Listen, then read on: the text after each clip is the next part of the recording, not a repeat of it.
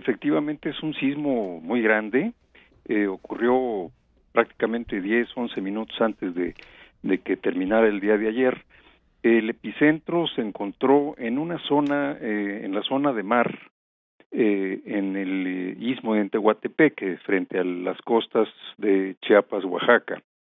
Más o menos unos 120 kilómetros en línea recta a la costa y unos 700 kilómetros también en línea recta hacia la Ciudad de México. Este sismo tuvo una profundidad de 58 kilómetros, magnitud 8.2. Lo señalo, sobre todo lo de la profundidad, porque eso hizo que no el tsunami, digamos, o la perturbación del nivel del mar no fuera muy grande. Si hubiera sido mucho más somero, o sea, unos 15 kilómetros, 18 kilómetros, es muy probable que el tsunami hubiera sido muy grande.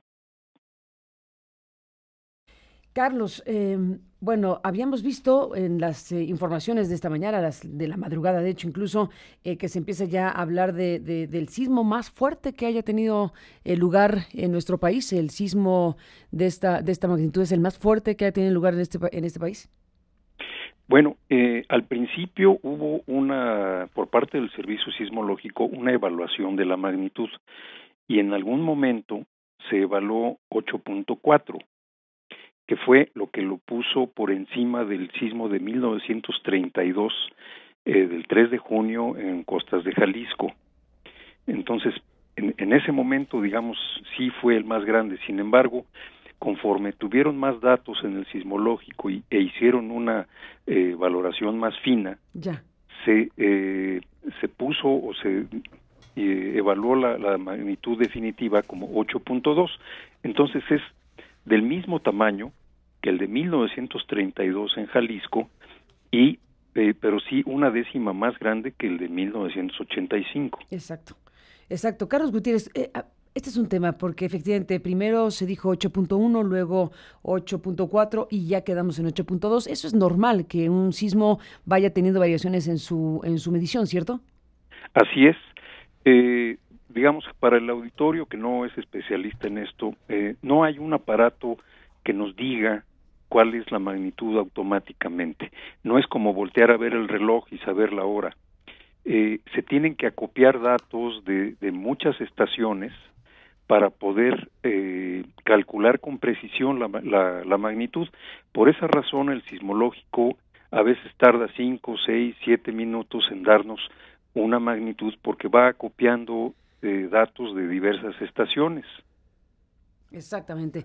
Digamos, Carlos Gutiérrez, que lo que hoy aparece en la prensa, que es la prensa impresa, digámoslo así, ya se tiene que ajustar, porque el titular, por ejemplo, de los colegas de Reforma es: registran el sismo más fuerte del país. Bueno, ya con esto que nos dices, ya no sería este registro histórico como lo acabas de explicar. Sería uno de los más grandes. Uno de los más grandes, sin duda. Como decía, es comparable, es de la misma magnitud que el de 1932. Pero hay una cosa interesante, Carmen y auditorio. Este sismo, el epicentro, ocurre en una zona donde, de acuerdo con el mapa de áreas de ruptura que ha publicado el Servicio Sismológico, había un faltante, había lo que le llamamos un claro sísmico, una brecha sísmica en la zona del istmo. Había, digamos, una zona en donde por cientos de años, del orden de 200 o más años, no se había presentado un temblor grande. Ahora lo tenemos ahí, entre dos sismos que ocurrieron, uno en 1902 y otro en 1965. Entonces, Carlos, es ese gran sismo que se esperaba en algún momento de una década que ya ha estado transcurriendo en los últimos años. No. ¿No? Estamos hablando de dos ubicaciones distintas. Este sismo de hoy o de ayer en la noche, a la medianoche, ocurre frente al istmo de Tehuantepec. El otro temblor, del que se ha hablado ya muchas veces y que en tu programa, por cierto, ha estado Carlos Valdés, director de nuestro centro, ha hablado de la brecha sísmica de Guerrero. Entonces, en esa zona de Guerrero ya van más de 100 años en donde no se presenta de igual manera un temblor grande. Entonces, todavía queda pendiente, digámoslo de esta manera, queda pendiente el que ocurra uno o varios temblores en esa zona de Guerrero. Ya. Carlos, y eso, bueno, pues como bien sabemos, los sismos no avisan, ¿verdad? Bueno, avisan con la alerta sísmica, que en este caso sí se activó también, hay que decirlo, porque esta semana tuvimos una alerta sísmica que se activó por un botonazo y horas antes de lo que ha ocurrido, y ahora sí tuvimos esta alerta sísmica funcionando. Así es. Esto es, qué bueno que lo mencionas, Carmen, porque la alerta sísmica es literalmente un recurso de último minuto. O sea, nos enteramos 60 segundos, 50 segundos antes y podemos tomar alguna acción que nos proteja. Pero debemos tomar en cuenta que antes de un sismo grande tenemos días, semanas, meses o años en los que podemos hacer algo y que tiene que ver con la cultura de la protección civil. Enterarnos, revisar nuestra casa, planear el punto de reunión, revisar dónde son las zonas seguras en nuestro departamento, en nuestra casa, si nos conviene salir o no del inmueble. Digamos, se ha repetido en muchos foros la pregunta de que si yo vivo en el piso 7, el piso 8, o si vivo en planta baja, ¿qué debo hacer? Hay que pensar en todo eso, sobre todo cuando hay adultos mayores, problemas o gente con problemas de movilidad, etcétera. Pues sí, sin duda, Carlos Gutiérrez es parte de lo que en un momento como este aflora, desde luego, como la protección civil, la cultura de protección civil y todo lo que desde luego en este momento es importantísimo. Te pregunto, Carlos Gutiérrez, allá en el Senapred están preparados, desde luego, para cualquier circunstancia que se pueda presentar. Se presentarían réplicas probablemente en las próximas horas. ¿Hay algo que nos diga que eso puede pasar?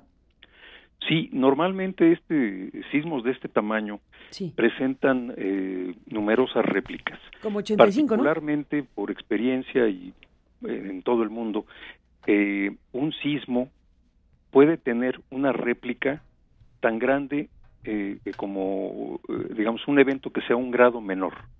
En este caso, este sismo de 8.2, la réplica más grande que podría esperarse es de 7.2, que no necesariamente va a ocurrir, o sea, podría ocurrir. Hasta ahorita, la réplica que más grande que hemos registrado, que ha registrado el sismológico, es de 6.1. Pero sí, efectivamente, con temblores costeros, sí es necesario estar alerta por si hubiera alguna réplica que pudiera, digamos, adicionar daño o dañar un poco más aquellas construcciones que ya hayan sido afectadas. Uh-huh. Pues Carlos Gutiérrez, director de investigación de Senapred, gracias por tomar la comunicación y te pido que no perdamos el contacto para seguir de cerca lo que está ocurriendo en la República Mexicana y las situaciones que se vayan presentando y se están presentando en estos momentos. Gracias, Carlos, estamos en comunicación. Gracias a ustedes, un saludo. Gracias, un saludo a Carlos Gutiérrez y bueno, pues ahí está este